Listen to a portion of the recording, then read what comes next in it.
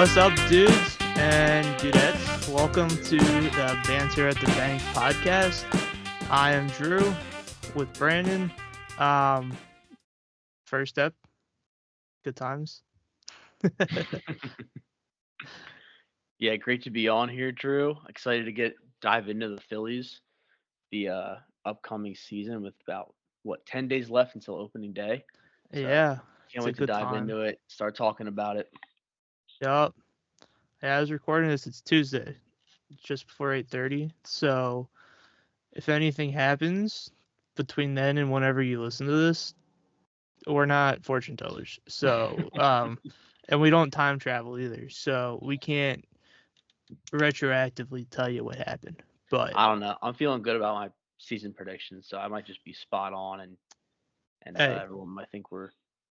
I just realized I'm short a player on the 26-man roster, so I only have 25 people. But it's okay because you know probably 24 of the people I've listed are the only ones that probably should make the team. But there's that.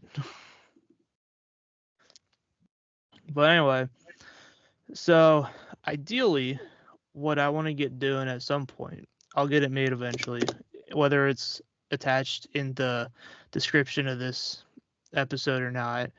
Ideally, it is a Google form where you guys can submit questions and topics that we want to talk about. And since we don't have a, um, you know, one of them for this episode, we'll just skip it. But ideally, we do some type of, talking around thing here, and then we'll take your questions and answer your questions, whatever they may be. We'll talk about them. If you leave first name or something, and shout you out. But yeah, good times. So, um, we can just get right into it. It's a big topic. Big topic. Zach Wheeler, opening day started. Yeah, and I mean, I was actually a little bit surprised when they announced this because I mean, Noel's been making opening day starts for the last 6 years now. I think since 2018. At least, yeah. He's Yeah, got a so streak going. I mean, he he's been our homegrown guy. So to kind of take him out of the position was a little bit surprising to me. But obviously, Wheeler's completely earned it. Yeah. But I mean, I don't know if you saw Nola's reaction to it, but just a stand-up guy and said, Wheeler deserved it. hmm He So is. He's one of the most humble people on this team. It's yeah, he's absolutely. he's ridiculous. I'm almost positive the Braves offered him more money this offseason. You think so? I don't know. I just have some feeling. There's no way that the Braves play him how many times a year, and there's no way they can look at that and say he's not worth the money. But Yeah. That would have been horrible. I don't even want I don't even want to imagine a world where Nola starting game 2 in opening I know, weekend in I know. Philadelphia. Oh my gosh. That would be ridiculous. And yeah, Strider's opening day starter for Atlanta. Obviously, last time he was here, Castellanos almost took him to the second deck in the Uh-huh. NLDS. Yep. So I'm sure he's thrilled to be back. Honestly, though, during the season he does pitch really well against the Phillies. Yeah. It seems he always seem to have his number come the postseason, but Mhm. I mean he's still. I love the back and forth between Phillies fans and Strider. Um, it's great to kind of have like a real rivalry again. With the Braves, been fun.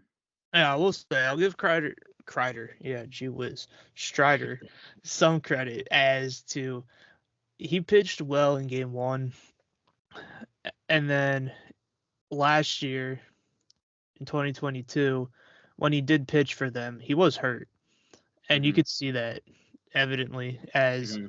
what was it, the fastball Hoskins just absolutely demolished.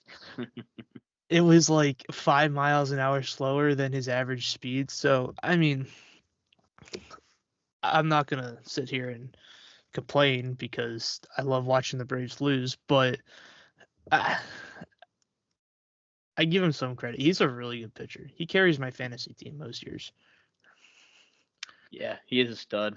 But hey, Wheeler versus Strider. We'll see if Wheeler can start his season off hot. Oh, we need a hot start. We haven't had one of them in Mhm. a while. Yeah, I mean, yeah, that has been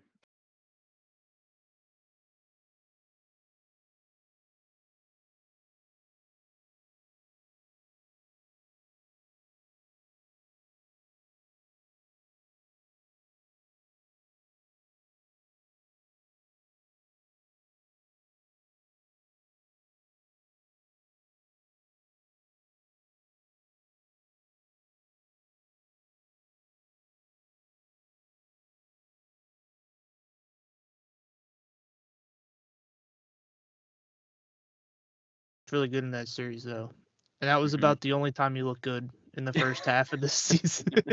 Until about August, right? That was. Yeah, but um, yeah, it's got to start hot. Mhm, So while we're getting into that, we can go through and talk about projected starting roster, as I don't think they officially announced anything yet. mhm. But if you look on their the Phillies website, it's got something, but that could also just be carryover from last year. Mhm. Um, and slotting random guys in because they got. We can just go through the rotation to start, I guess, if that works with you. So Yeah. I think this is the pretty easiest one. You got Wheeler, Nola, Suarez, Walker, Sanchez. Yeah, pretty Uh, straightforward. yeah, Not and Snell. no, not Snell. He's with the Maybe Giants. Montgomery. Maybe Montgomery. Probably wouldn't be opening day, but No, I think if you get Montgomery, you're gonna be behind him for about a month. mhm. I think at least. Mhm. Now,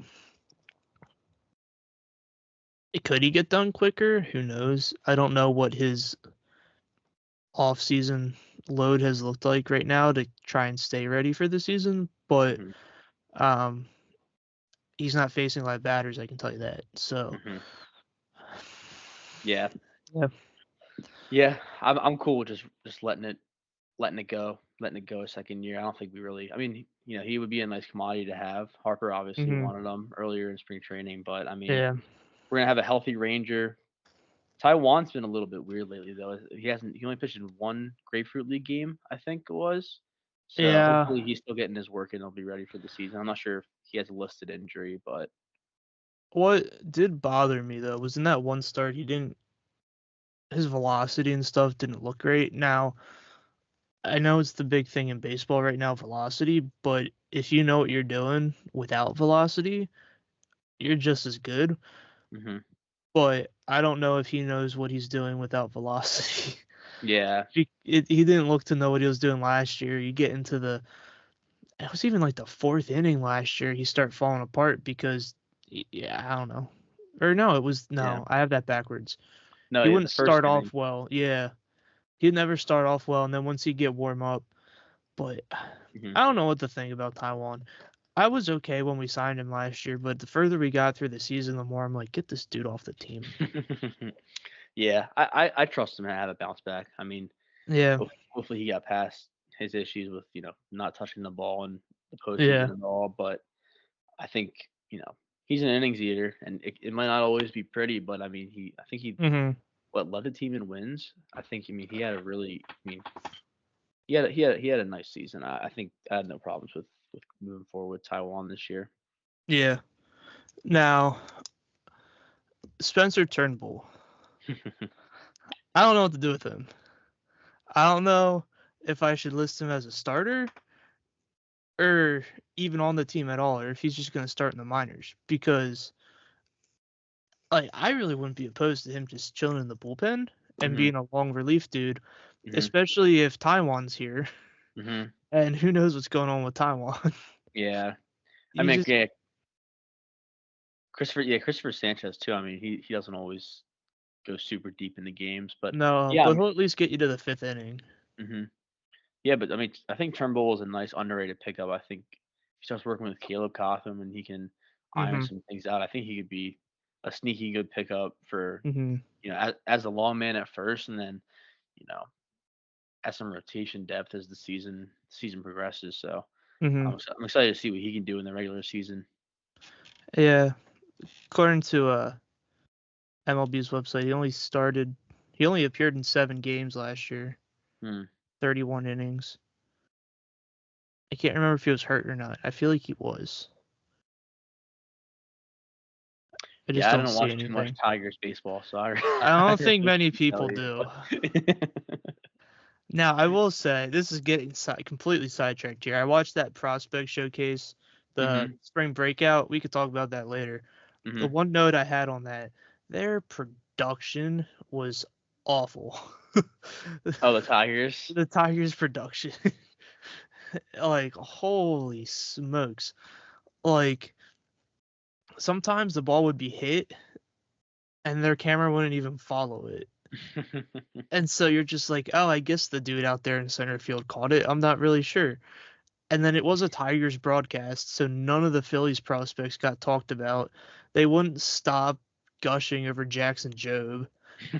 Eh, They had him in the booth at one point too, but like I said, we can talk about that later. Yeah, that's Back to pretty the cool. back to the starting opening day roster. So I feel like right now, the way MLB's website's set up for the Phillies, at least, their depth chart says the 5 starters we talked about, and then it has Colby Allard and Max Castillo listed as starting rotation, but in the minors. Mhm. Um, and then it's got Spencer Turnbull there, who Mhm. I think ultimately gets moved to bullpen. And I Mhm. feel like I don't know how I feel about Dylan Covey, but I feel like I would take him on the team over Brogdon, Covey, or Marte. Mhm. But Yeah, that could be very facetious. But um Covey Covey wasn't horrible last year. Like no. he's not the sexiest pitcher. Like he's not like he doesn't have the best stuff or the best numbers, but I mean he Yeah. got jobs done for us and ate up some No, innings. his regular season ERA finished sub 4, which I would consider serviceable. Mhm. But Junior Marte, I still feel like I have high hopes for him just because his stuff looks like it's there, but Mhm. the production just wasn't. Yeah, I remember when we got him last year, I was real high on him. I mean, Hmm. really great slider, really nice fastball. Yeah. But I mean, I just remember him getting lit up in the beginning of the year. So I haven't Yeah. dug too deep on him. But now, I mean, interesting enough though, with Ryan Kirkering, it coming Hmm. out that he had an illness, and I think Marte almost definitely makes the team out of spring Yeah. training now. Now that N- Kirkering will probably either be on the IL or maybe just won't be completely ready until maybe a week into the season. I feel like you have to send Orion to AAA to start the year, Mhm. let him pitch some Mhm. innings, and then bring him back up. Mhm. Marte, I just looked. He's pitched 7 and 2/3 innings in spring so far, and he's given up no runs. Yeah. So I would say if he can carry that over, that is stellar. Yeah. And do you know what's going on with Brogdon at all? They have him listed in the bullpen, but after how he pitched last year, I don't know how you can keep him in the Yeah. MLB. Yeah. I mean, I like Brogdon as a depth piece. I mean, in 2022, I was really high on him, but Dude, last year was just completely disappointing. And I think he's on. I think he's out of options too, or maybe that has wouldn't one more shock left. me. That wouldn't So, shock me. yeah, I wouldn't be surprised if he's. I mean, I he will might. say I'm guilty of saying that he was going to be the next Ryan Madsen. I think a Um, lot of people said. yeah. That was the first thing I thought the first time I watched him pitch. I'm like, oh look, it's Ryan Madsen. Mhm. Yeah, I But mean, he just seems like he has a confidence issue. Like he just didn't ever seem to really have that reliever mentality. I mean, yeah, good stuff, but I mean, if he gave up a walk early or something, he would just kind of downward spiral from there. But I mean, I think with injury, give him another shot. If he doesn't work out, either if he has an option, send him down or not. Just got to DFA him, I guess, see if he passes through waivers. But um, I'm cool with Brogdon starting out the year on the bullpen if with injuries. Yeah. So right now, my bullpen, I need it. This is where I was missing people. So I got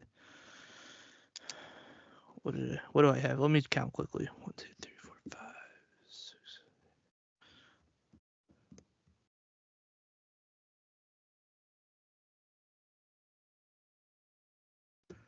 Yeah. Okay. So I think I have 2 spots open, and I honestly think I'd have to go with Marte and Turnbull. Mm-hmm. Because I mean, so what my bullpen would end up being is Alvarado, Hoffman, Dominguez, Strom, Soto. I'm leaving Kirkering off this just Mm-hmm. because I don't know. I think I would start him at AAA to get him innings pitched. Mm-hmm. So then Soto, Covey, Marte, and Turnbull. Now that does leave Brogdon off. I Mm-hmm. don't know if we can send Turnbull to. So I don't know. so Is Turnbull on a minor league contract? he is, yeah, and I think Okay, maybe you start Turnbull at. Covey's also going to start the year on the IL. So I Oh, think is he? I think that might be a spot for Brogdon until Covey gets back. Okay, Hmm. yeah. Then that's how I got mine. Yeah, 'cause mine was pretty much the same. I had Alvarado, Hoffman, Dominguez, Soto, Strom, and then I had Marte, Brogdon, and Turnbull. Yeah. So pretty Yep. much pretty straightforward, And I pretty right think on. I think the infield's pretty straightforward too. Hmm. You got starting infield of Real Muto, Harper, Stott, Turner, Bohm, and you got Stubby there as your backup, and you got Merrifield and Sosa as your off the bench guys. Hmm. Now you got the same thing pretty much. Hmm. I have the exact same thing. The only thing is I have Alec Bohm starting in AAA. And Mm. no, I'm just kidding. That's no, no. Yeah, That'd same be exact thing. something. Give Aiden Miller a chance at Oh yeah, 19. This you know is he had sink or that one swim. RP. He had the only run batted in the whole prospect showcase the other day. So Miller did. I think yeah we had one run. Uh, Yikes. yeah he what's his name? Yep, Crawford. yes sir. He got on first with a little bloop single, stole second, and then Brian Rincon was batting second. He hit him over to third by grounding out to shortstop. And then Aiden Miller laced the ground ball to left field. Scored our There we only run go. in the first inning. There we go. That's gonna that could be what we see on at 640 in what 2027, 8. Yeah, probably 7. Ideally 7. Yeah, But but anyway, yeah. I have Ramito, Harper, Stott, Turner, Boom, my infield. I'm wondering if we came up with the same thing. So, because this is kind of where it's going towards. There really So, wasn't many roster battles in spring training this year. I mean, no, I will say I have 5 outfielders. Do you have 6 or do you have 5? so I have 5. Okay, so we probably I'm curious which 5 we have. Well, unless I mean, will we count? Well, I'm counting Schwarber in the outfield because I still don't count the DH. So do we count Merrifield as an outfielder? We can talk about that in a second All right, because I feel cool. like I think we've already had this conversation before. Yeah, yeah. Okay, so my outfield on the team, I have Marsh, Pache, Cave, Schwarber, and Cassie. I have the exact same thing. Okay, I assumed it was going to be a hot take with Rojas starting in AAA, but Well, I mean, honestly, it seems like maybe 4 days ago that would have been, but it seems like with what Thompson said on WIP and just like how he's performing in spring training right now, it seems like the vast majority of people all agree that he should be in AAA, which I think is the right move. yeah, I think his floor is right where he's at. Hmm. Obviously, Yeah. that's a dumb statement, but his floor is there. I feel like his potential though is through the roof Hmm. if he can figure out how to hit Yeah. consistently. Now, my brother likes to throw at me that he hit 300 last year. But let's be real, he hit 300 in September. So how many of those guys he faced for September call-ups Mhm. and teams that could care less at that point? So Well, and his only home run, I think, was against a a position player, right? Wasn't was it not Jordan Luplow? I think I don't remember. I feel like Okay, it was a he definitely position hit a player. home run off a position player, I It was. remember. That was his only home run. But his defense is, I don't have words. Yeah, it's definitely the best It's I've seen. it's best I've ever seen. Yeah, and I've watched. I don't know. I've seen Kiermaier play, not Mhm, much, obviously, 'cause he's been in Tampa. And I don't really mhm, watch AL East much, but what's his name from the Brewers? Lorenzo Kane, mm, Brewers, mhm, Royals. He was something, mhm. Yeah, but the way Rojas just glides to the ball, he I just mean, gets such good jumps. yep, gets great jumps, so takes good routes and has really good speed. I mean, I, I was actually thinking about this the other day. Like, if he can develop as an offensive, like Ben here from back back in the rebuilding days, hmm like 300 slap hitter, maybe hits 1 to 2 home runs a year. Ben Revere didn't walk a lot, so I would want Rojas to walk a little bit more to Oh get that yeah. OBP up. But if he could just be a slap hitter, hit hmm singles, couple doubles here and then down the line, like Yeah.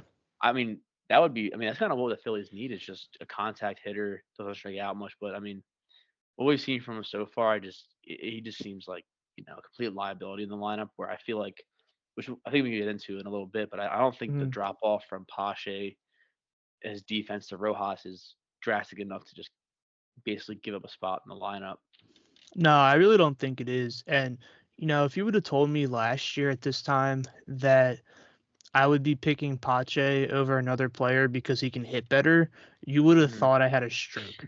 So, um, the fact that Chris Long brought Pache in here and did what he did with him last year, now Mhm. some of that could have just been Pache was like, hallelujah, I'm not on the Oakland Athletics, but Mhm. it also could have just been Kevin Long because K Long is a miracle worker. Yeah.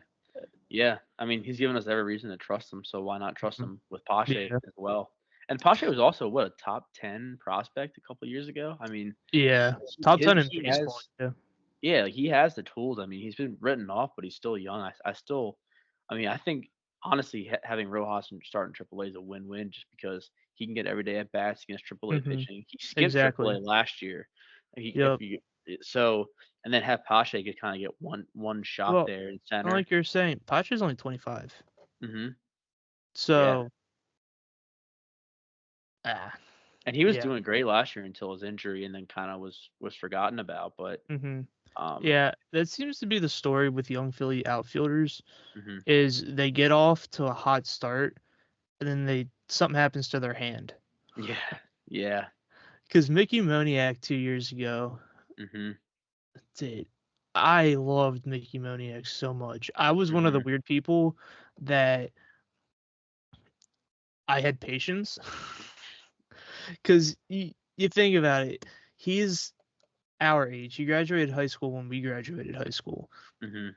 And so there's only ever really one Bryce Harper Mhm. in a generation. You can't expect there to be like you can't put that pressure on a kid. And when you draft a high schooler first overall and you almost expect him to make it to the MLB in a year or two, Mhm. now there are people like that, like Harper, like possibly even Jackson Holiday, the way he's playing, Mhm. but you can't put that pressure on every kid. You draft someone first overall because you like their potential and you like the tools that they show, and you essentially take them where you take them because you say, I want this kid so other people can't have this kid. Yeah. And that's what we did. And Moniak was starting to, click. And then he fractured his wrist or something Mhm. in spring training. He got hit by a ball. And then when he came back during the season, he just wasn't doing too hot. But then as soon as we sent him down to AAA, man, he started smoking the ball again. And Mhm. then we just didn't have room for him, which is a Yeah. shame because we then traded, obviously, because that was the year then we traded Ohapi for Marsh, and we traded. Mhm. I still hate this trade. We traded stinking Moniak for Syndergaard, and I still don't understand that trade. Like, that was clearly a win-win for the Angels. You get rid of Syndergaard, who you signed for a sign and trade, essentially, Mhm. and you get a previous top 1-1. Like, Mhm. I'm I, not I here to. I yeah. don't know. And Syndergaard, like, if you're gonna trade for pitching at the deadline, that's one thing. Syndergaard was never gonna be the dude. Yeah. I mean, I don't know. I think from this is just pure speculation, but I feel like there had to have been some sort of like why they wouldn't have just because Marsh was a top prospect. I mean, he was like hmm a high prospect in the Angels organization for a while, and Ohapi was a high prospect for us, but he wasn't that high of a prospect He was in blocked by overall JT. baseball. Exactly. Yeah. So I feel Yeah. like there had to have been some kind of thing where it was like, we'll do this deal, but for contract purposes, we're gonna split it out, even though Yeah. we want something a little bit more from Marsh as well, and we'll throw Syndergaard in Especially with because they how were announced like right that's what I was one about to after say. another Yeah. too. Yeah. So hmm that's just my I don't know. That's my thought because I feel like you could have gotten Syndergaard for like cash considerations or like a hmm player to be named later. Yeah. So Yeah. but But I always wanted to turn Ohapi into a first baseman. hmm But now you got Bryce there, which is probably better than Ohapi would ever be at first. So I mean, yeah there's that.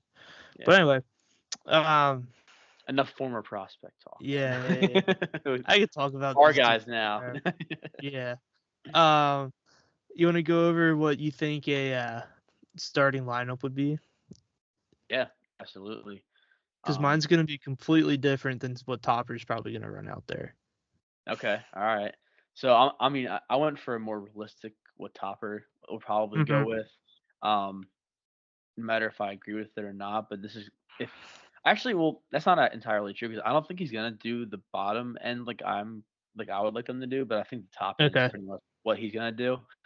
So it's kind of half and half, and I'll just get to it. So I have Schwarber hmm leading off, Turner at second, or I'm sorry, Turner batting second, Yeah. Harper batting third, and then I have JT in the cleanup spot. hmm Um, Topper's alluded to that a couple times.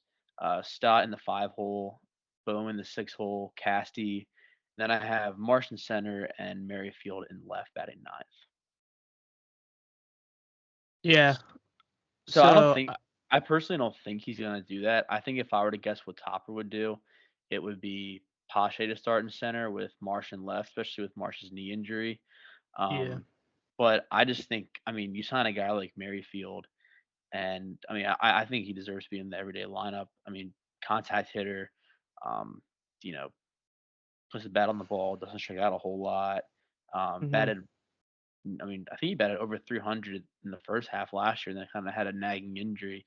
So I think I just my biggest fear is that they platoon Marsh and Merrifield in left, and just keep hmm Pache in center, or if they go with Rojas, it's not you know done yet that Rojas is going to start in AAA.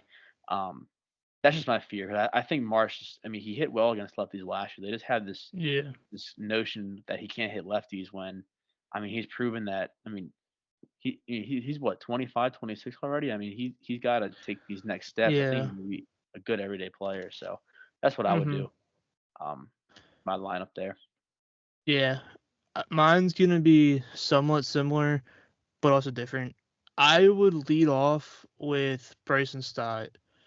Um, Mainly because I like Topper likes to go left, right, left, right, left, alternating. So I'd like to lead off with Stott. He's gonna get on base. He's gonna work a count. He's gonna make the pitcher throw pitches, and then you go to Turner, who's not gonna make the guy throw many pitches. Or you can honestly switch them. I really don't care. Whatever your preference is. If you want the leadoff guy to just quickly get on base and the next guy to work the count, I preferably like the first guy working the count, see as many pitches as you can. I'm very, very old school baseball, or at least I'm very much Charlie Manuel baseball. So, um, but I'd like Stott leading off. He's gonna work at least 6 pitches. It feels like every at bat, unless he gets a fastball down the middle. And then I go with Turner and then Harper, and then I probably would go with JT in the cleanup. And then I never know what to do with Schwarber. I always stick him at 5, but he's not one of those guys I think you really want coming up with people on base. Mhm. But I also don't want him leading off. So, but it is statistically proven that he does better in the leadoff spot. So I really just don't know what to do with him. So I'm going to stick him at 5, and then have Casty at 6, and then I'm going to stick with the whole, alternating thing as long as I can. So Casty 6 or Bohm 6, depends on who's hot at the point. But Bohm or Casty 6, Marsh, if he's healthy, there at 7, and then I don't know, whoever's left at that point, whether you got Pache and Merrifield playing or Mm. who you got. But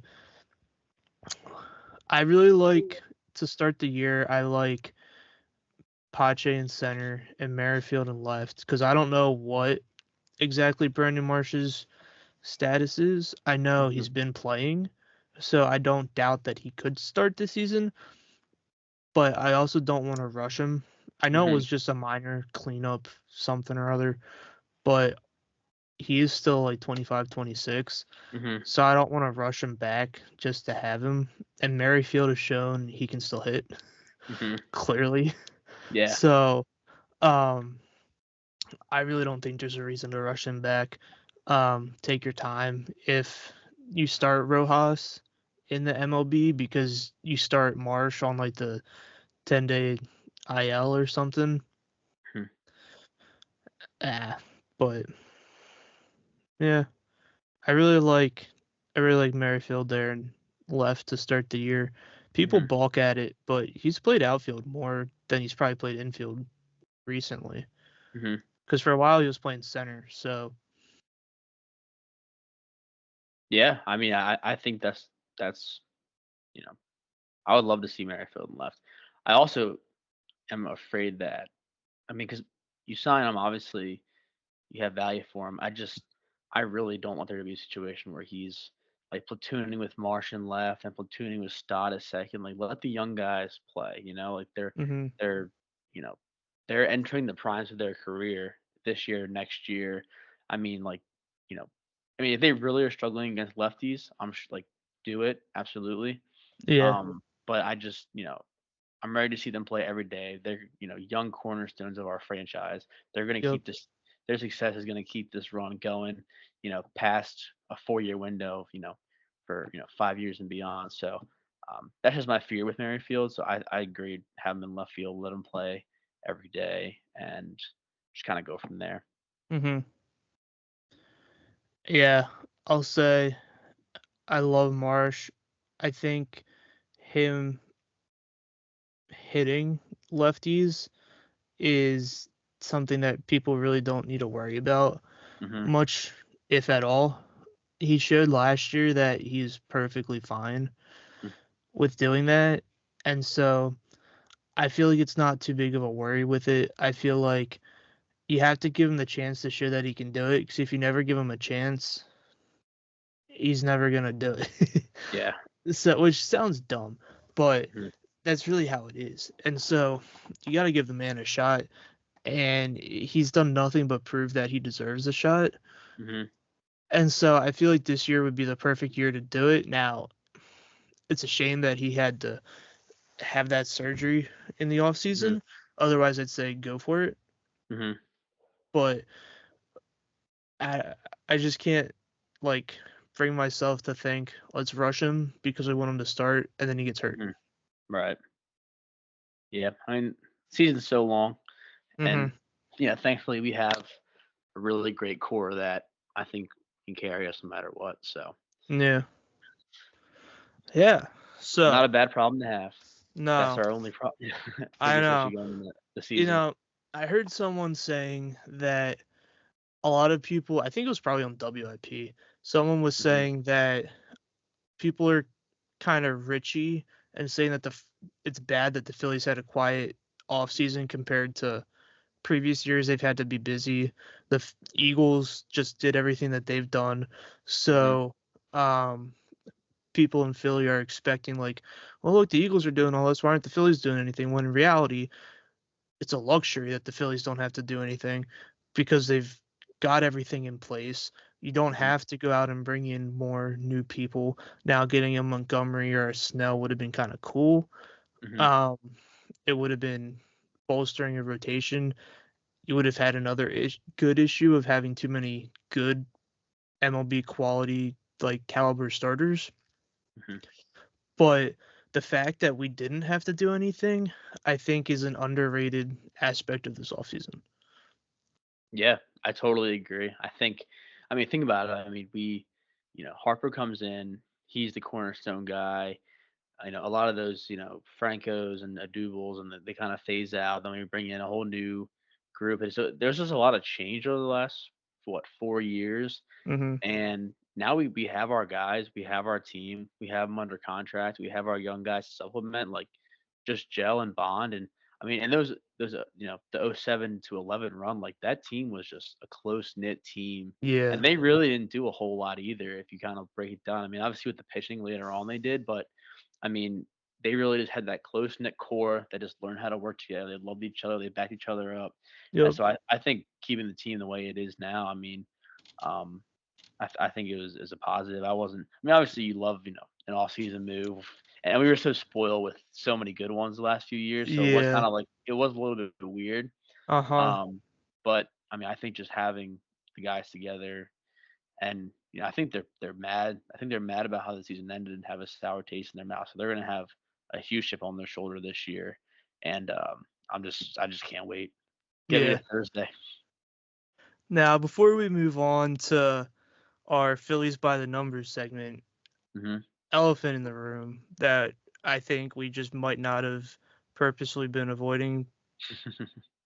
Reese Hoskins is gone. Yeah. Now, I don't want to say we're not going to miss him because we're going to miss him, but you slide Harper to first. He's, no offense to Reese, he's probably already a better defensive first baseman than Reese was. Hmm. He's obviously a better hitter, Hmm. but you're just gonna miss Reese. Yeah. Like, he's one of the, besides Nola, he's like the only homegrown guy that we got on this team. Hmm. It's just gonna hurt to, Hmm. you know, when I just knew we weren't gonna bring him back. I knew that's how this was gonna go, and in my mind, I'm like, there's no way he doesn't sign with the Brewers. I'm like, it's Hmm. just too much of a perfect fit. And lo Mhm. and behold, he ends up in Milwaukee anyway. Yeah. Um, but it's gonna stink to see him wearing anything but red pinstripes because the second you sign Harper, you never think of like Reese not being there. Mhm. Like, you always think it's gonna be Nola, Realmuto, Harper, and Hoskins until one of them retires. So now the Harper injuries are a shame, and I don't want to say it forced Reese out because it really didn't, Mhm. but it didn't help keeping him. Yeah.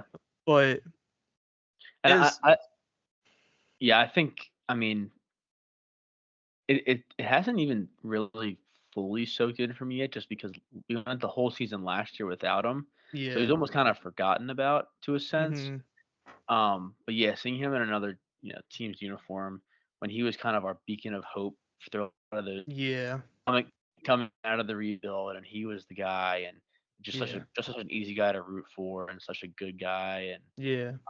it is gonna be really sad. And even when I was putting my lineup together, like I was like, I don't love Real Muto in the four hole, but like, who else is gonna do it? Oh, Yeah, Reese I would have been know. perfect there. Like I but know. so I mean, and I think we did miss him in the playoffs last year towards the end, Yeah. especially. I mean, when You it know, seems like, mhm, if I'm being completely honest, I don't want to cut you off. I would trade Castellanos for Hoskins in a heartbeat. But that's just me. I don't have that's much say in hot that. takey. That's hot I takey. know, but I absolutely love Reese. You're gonna get at least 30 home runs. He fits perfectly in the four hole, which I don't want to say is our only question mark, but it really is because we don't have a prototypical four hole hitter. Hmm. And Cassie played really well last year compared to the year before, and so I don't want to discredit him. But Yeah. I would take Reese back in a heartbeat, and that could just be bias.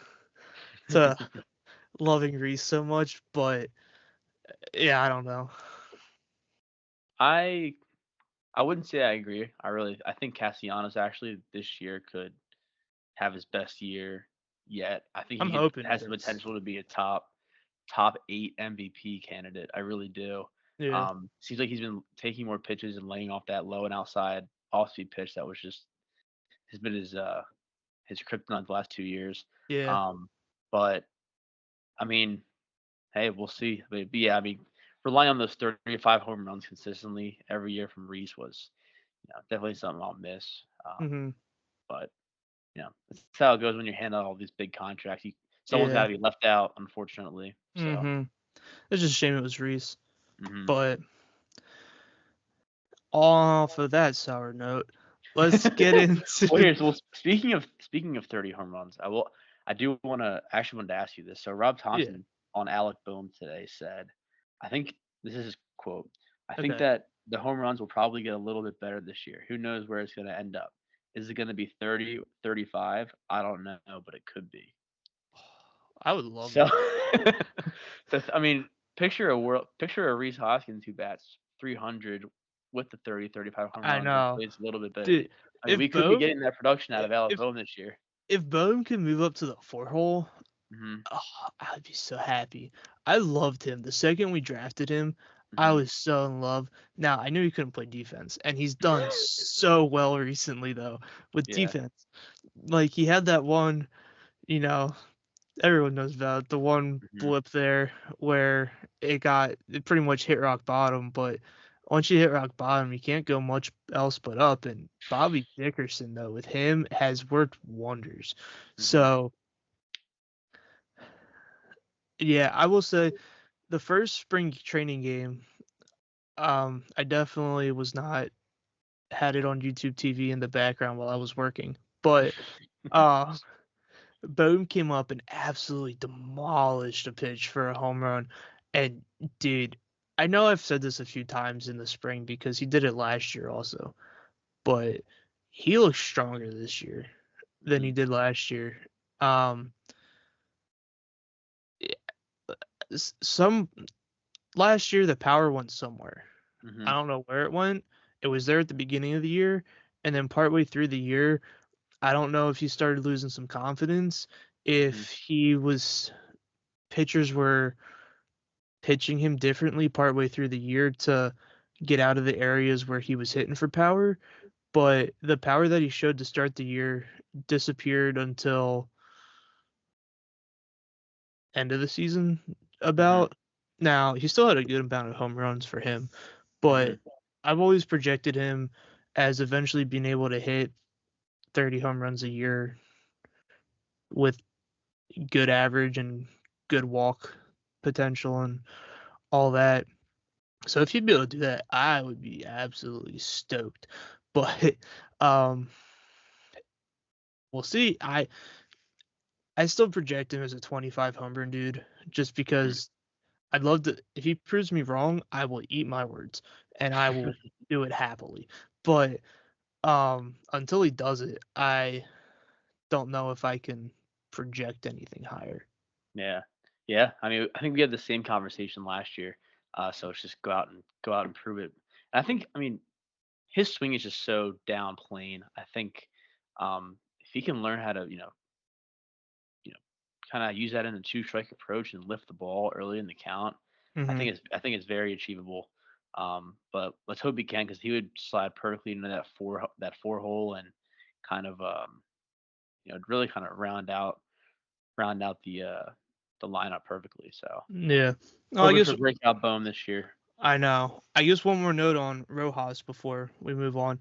K Long, I saw an article from Todd Zalecki on what K Long was talking about with Rojas, and he said Rojas is about 85, I think, percent of the way to where they want him to be with his new hitting that they were working on, and they're saying he's done too much hitting leading with his hands, and what they're changing in his swing is they want him to lead with his legs, which is where the power should come from. And Mhm, so it's essentially he's been too much of a slap hitter, and it's been getting him in trouble with strikeouts and stuff.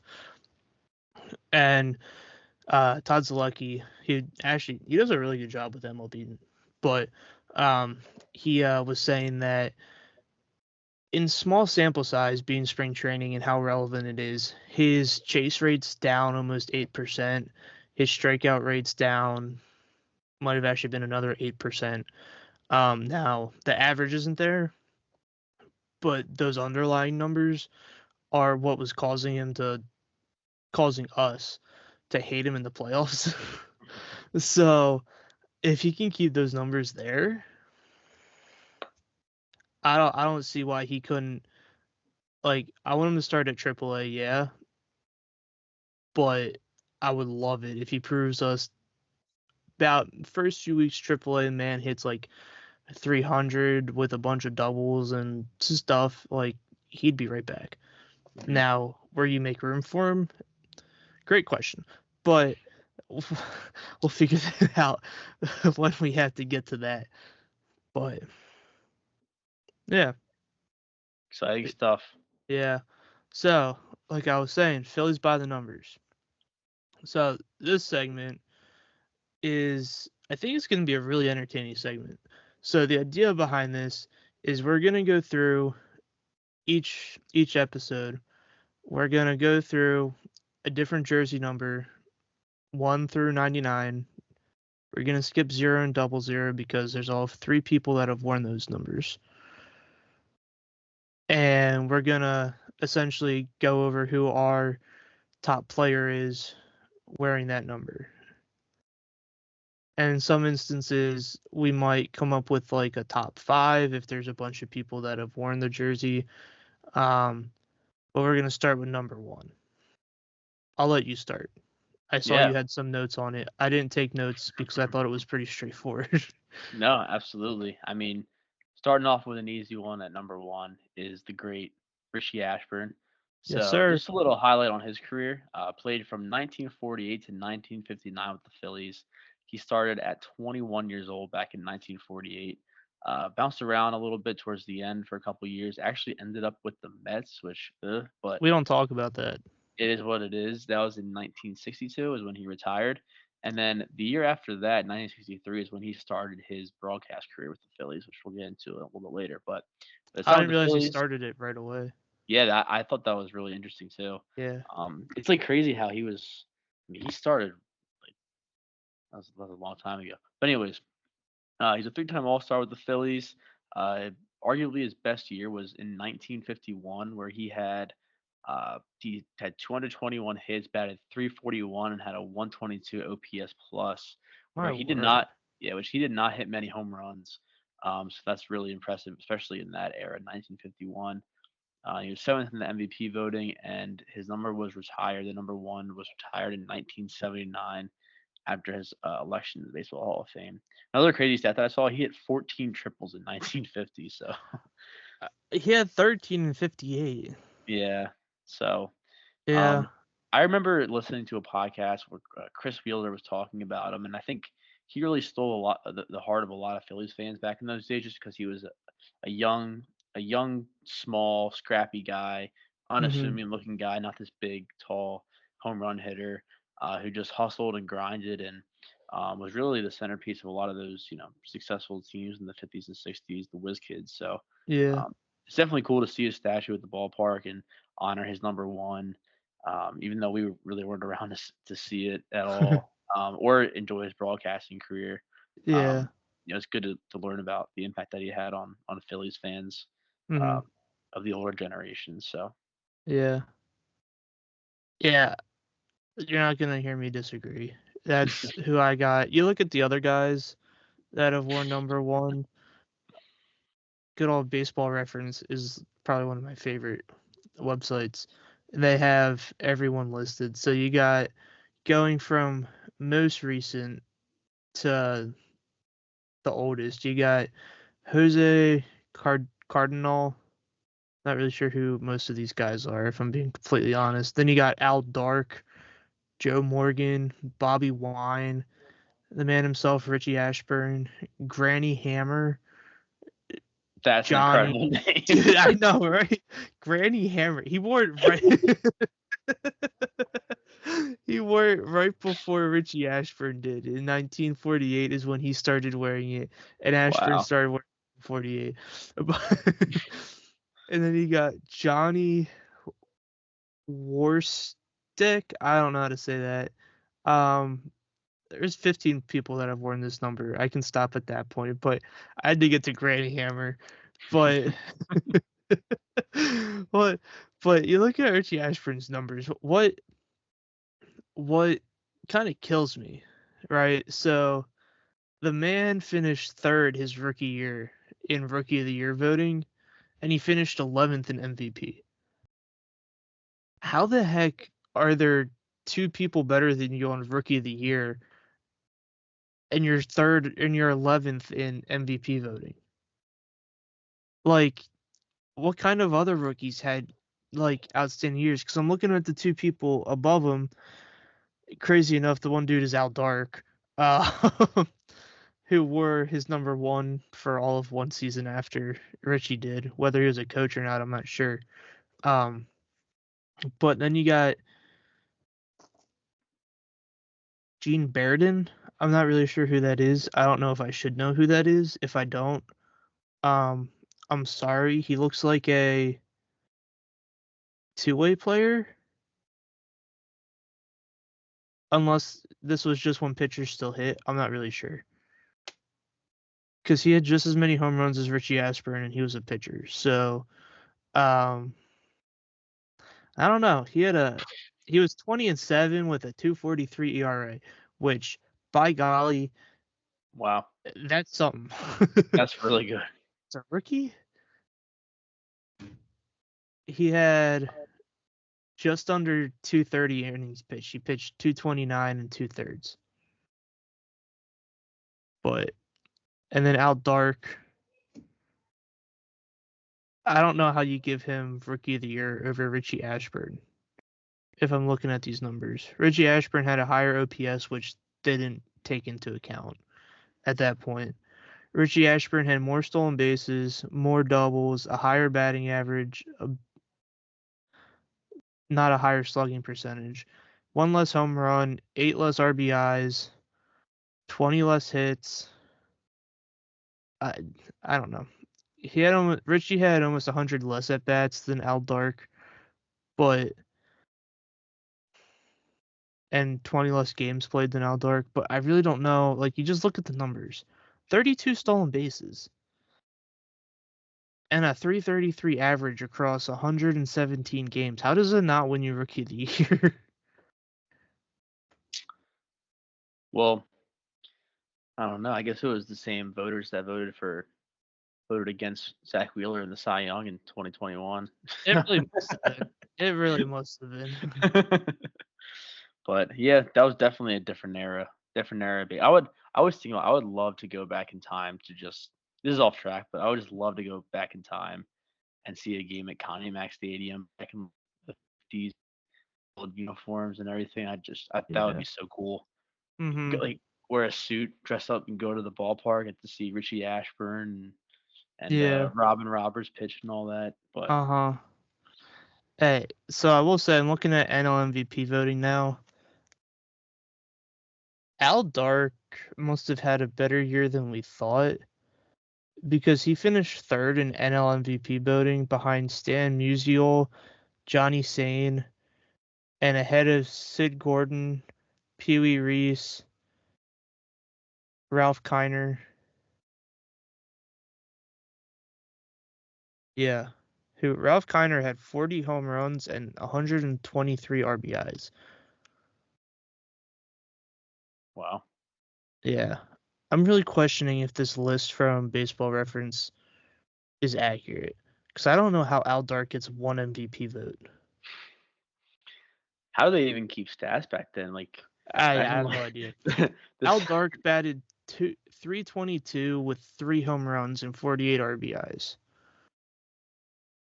Wow. And then you got Ralph Kiner here, who hit 265 with 40 home runs and 121 RBIs, who's seventh in NL MVP voting. So, unless that's just the Pirates effect taking place back then already, I'm not really sure. But, um, Stan Musial, though, what a dude. He hit Stan the man. 370. He hit 376 with 39 home runs, 131 RBIs, and where's the number? It's not going to show up, so I'm going to have to click on him. This is 1948. Now, credit the dude. He missed a year for military service. I want to see a strikeout to walks, but I can't find it. Oh, here we go. 79 walks and 34 strikeouts. Wow. You don't see that nowadays. His OPS, if that was a thing, his OPS finished at 1.152. Wow. Players nowadays finishing 1.0 is considered ridiculous. The man finished 1.1. You can round that up to 1.2 if you really feel like it. But anyway. Can Stan the man come back and play center field for the 2024 Phillies? I'd take it. A low strikeout guy? That would be great. It sounds like the Mariners would too, with everyone they got rid of. But we don't need to talk about other teams. But otherwise, we'd be here all day. But well, that was our Phillies by the numbers about Richie Ashburn. And then turned into Stan Musial. Sorry. And Granny Hammer. Good old Granny Hammer. I think if we had to give a top two, I'm gonna have to go. We have to go Richie Ashburn and then Granny Hammer, just because of the name.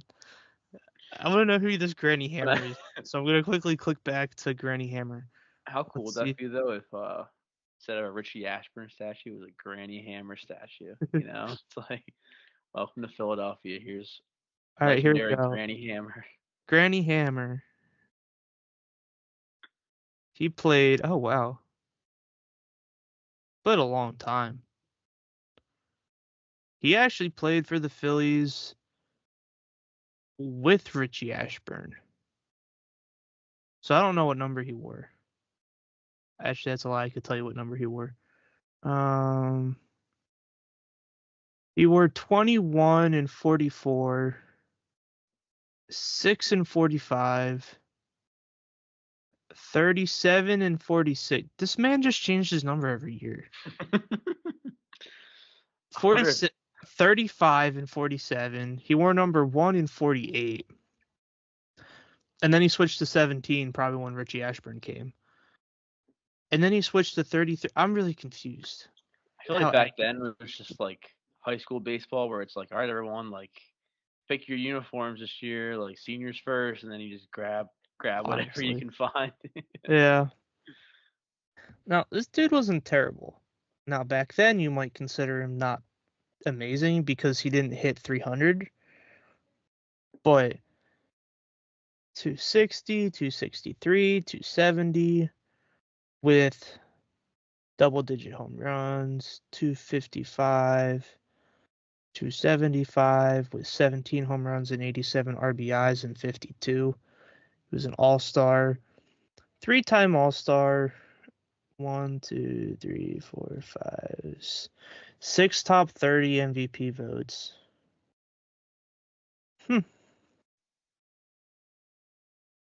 Not a bad player.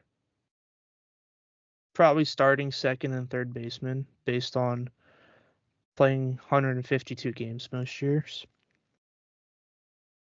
Well, and he has the greatest name in history of baseball. I know. What a dude. Wow. I love where this got us to. Okay.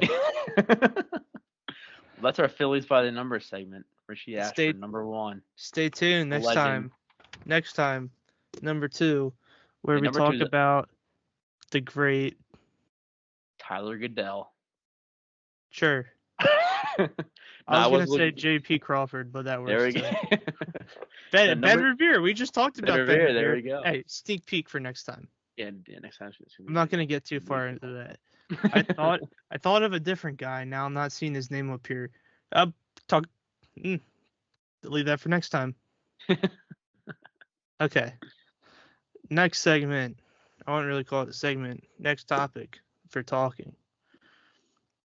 Do we want to talk about prospects at all? Do we want to talk about the prospect event from over the weekend? Yeah, go for it. I didn't get to Yeah. watch it, but let's I hear it. took I took very in-depth notes. So while I'm talking, I'll share this with you so you can see what I'm talking about. So um there, I just sent it to you. So you can hop in the Google Doc.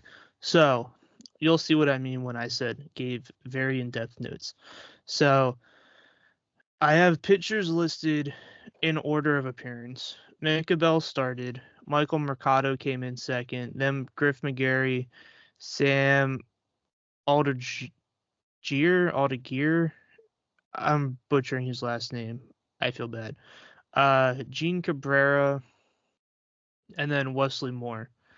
By your face, I can see you're looking at my notes. So Dude, this is 42 pages. Oh no, I'm just kidding. no, no, I'm no, just kidding. I was no. kidding. It's 43.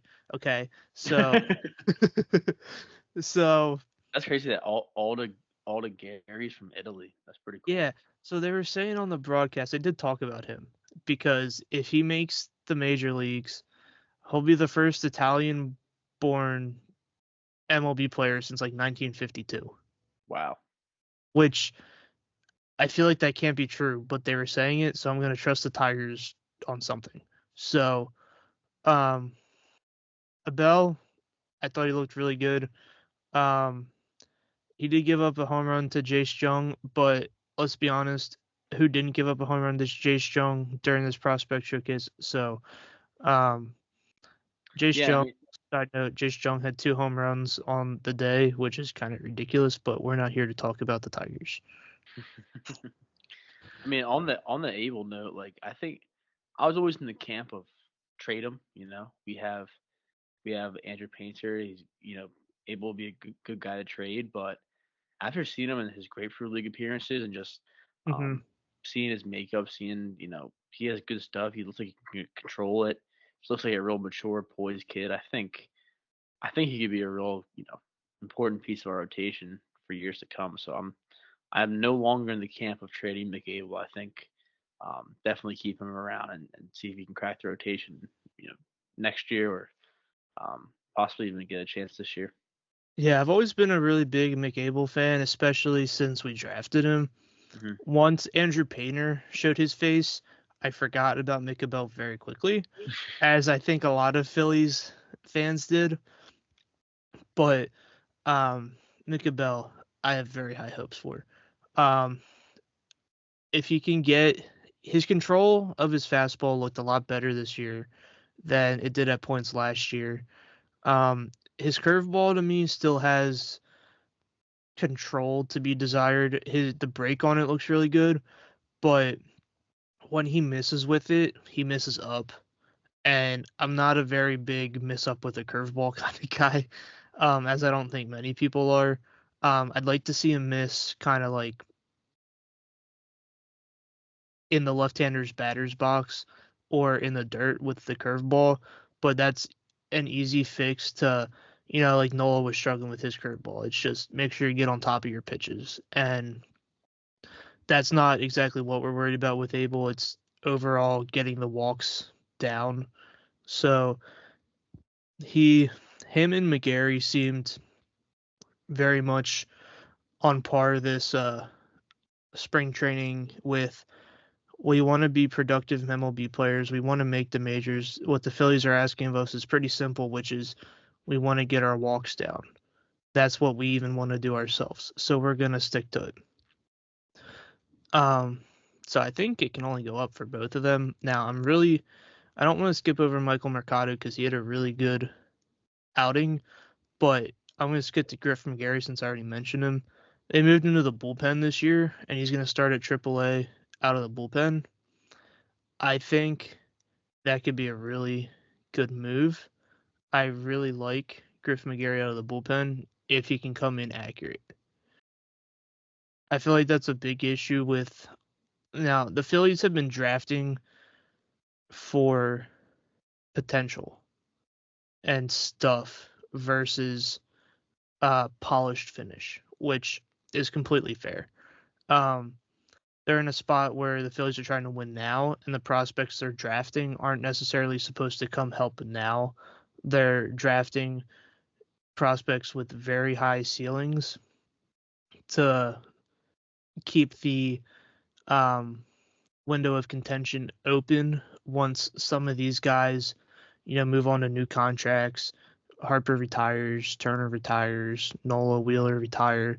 As these guys move on, they want Abel, Painter, Aiden Miller, Justin Crawford, these guys to come up and keep what we have going now going then.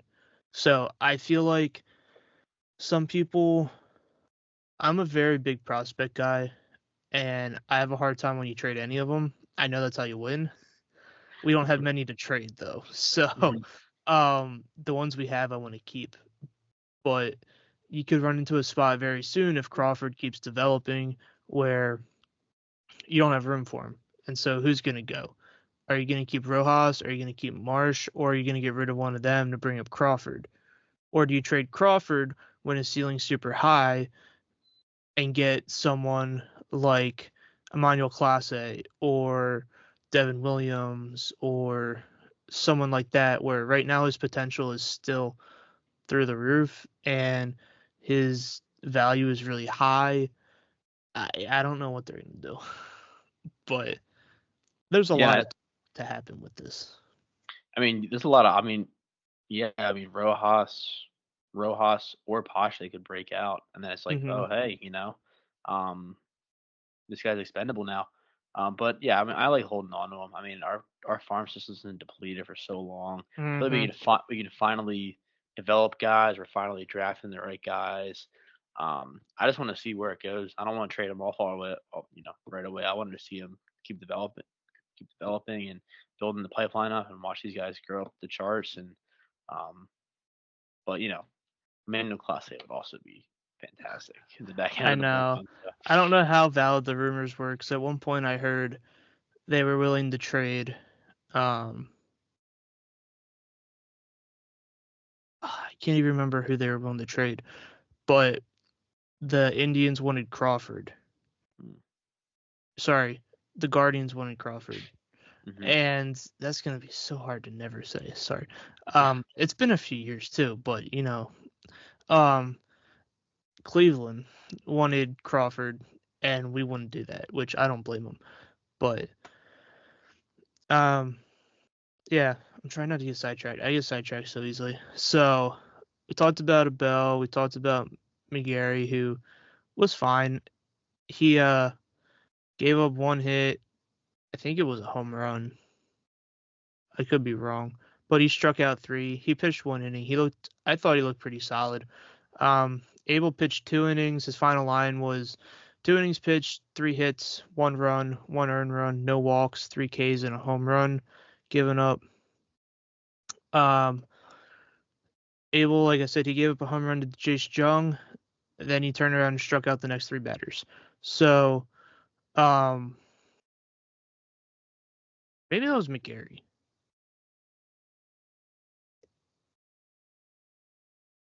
I'm looking at my notes.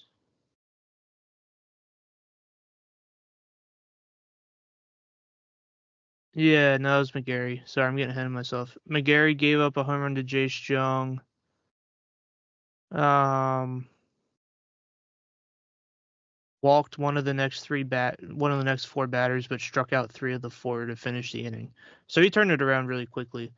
Um, but if he's going to be in the majors someday, he's going to have that forgetful mindset where stuff happens, forget it, move on, next batter.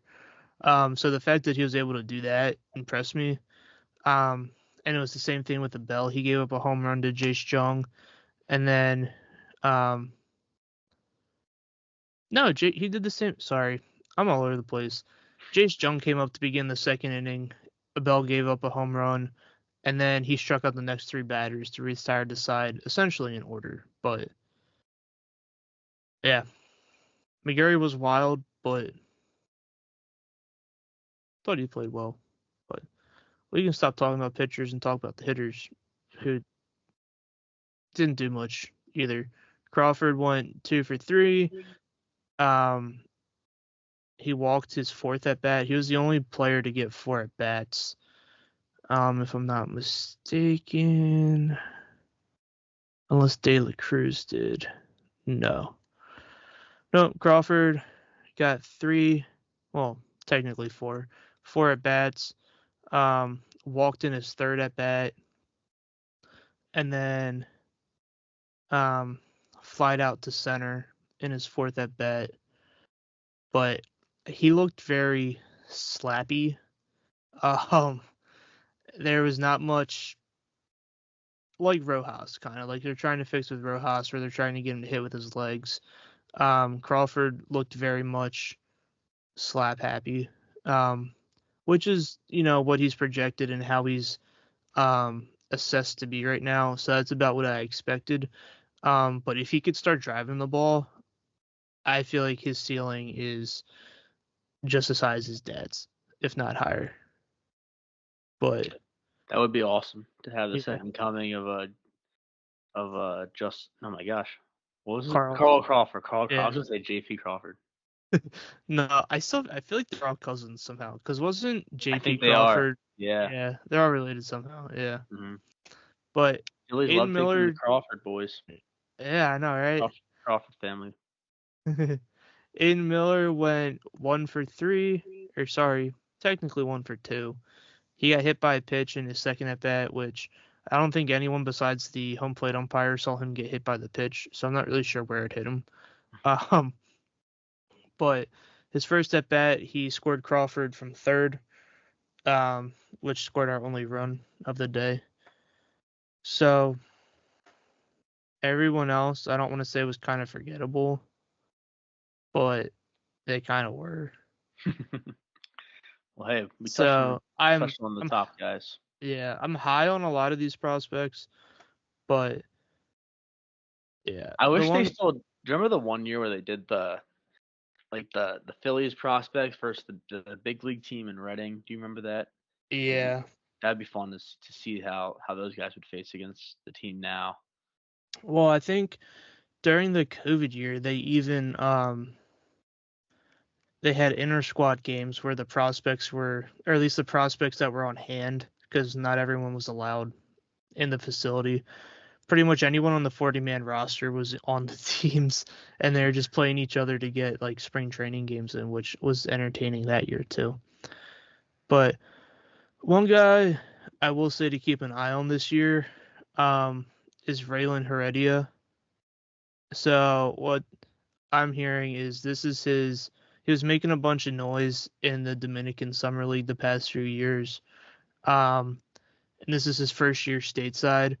And if he can keep that up, he should climb up the prospect ranks and through our system pretty quickly. I'm hearing he's got all the tools.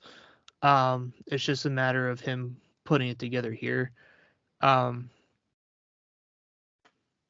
yeah, he came in for Gabriel Rincones Jr. in I didn't write what inning he came in, but he came in after Rincones Jr. went out, and he immediately made like a diving catch in right field. It was on a line drive, and he had to make a quick decision whether or not to dive or just to play it off a line. And he decided to dive, which was probably the best decision, and he made a really good play. So keep an eye on him. I've been hearing good things about him. I would assume he's going to start at like high A.